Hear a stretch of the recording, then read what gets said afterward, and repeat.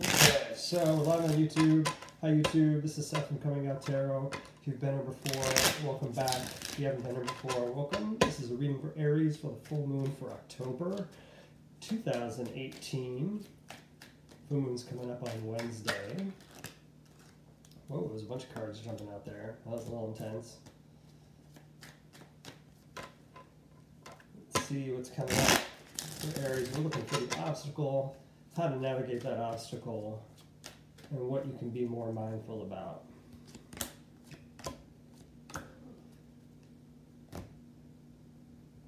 All right, obstacle for Aries, 8 of Cups, how you can approach it, 4 of Wands, and what you can be more mindful about, the 9 of Wands. A lot of fire energy going on here. So the biggest challenge for the full moon, not surprisingly, though a little bit surprising for Aries, for the Aries bot 3000, we've got some emotional challenges coming in this full moon period. I think things are not going to be exactly what they seem. In fact, you may find, Aries, that you're feeling like other people aren't paying enough attention to your emotions. Like you could use some emotional involvement, and it doesn't always seem like you need that. So it's not surprising to me that it may feel like you need more than people are willing to give. It is not unusual during a full moon period for emotions to be at their height anyway. So for a sign that tends to seem to be emotion less than other signs, especially those water ones, it is just natural, I think, for you to feel like you'd like a little more emotional attention than you are getting. So how do you go about that? That's the 4 of Wands here. The structure that you've built around yourself, the friends, the relationships, the strength of those relationships is where you're going to find all of that emotional balance, that need for emotional connection. You're going to find it in those friends. I think you may also realize that people are giving you more than you think they are. So it might be time to stop looking at the surface of what you expect emotional response to be, and recognize how other people are able to give their emotional response to you, because it's not always how you expect. Just because you expect someone's emotional response to be a certain way doesn't mean that's the way they're able to give it. So you may be getting more emotional connection than you think you are. You just have to be a little more open.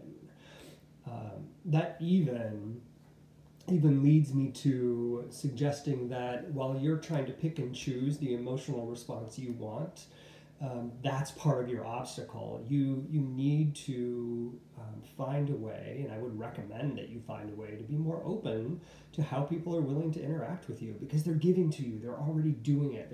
They're handing it to you as much as they possibly can. It's just, are you willing to accept it in the way they can give it? So how can you be more mindful during all of this? This is the 9 of Wands. It's easy to recognize for some signs, really hard to recognize for Aries, that they might be battle worn. You might be tired. You might be worn out. You might have pushed really hard, and it's time for some self-care, some protection, some taking care of self.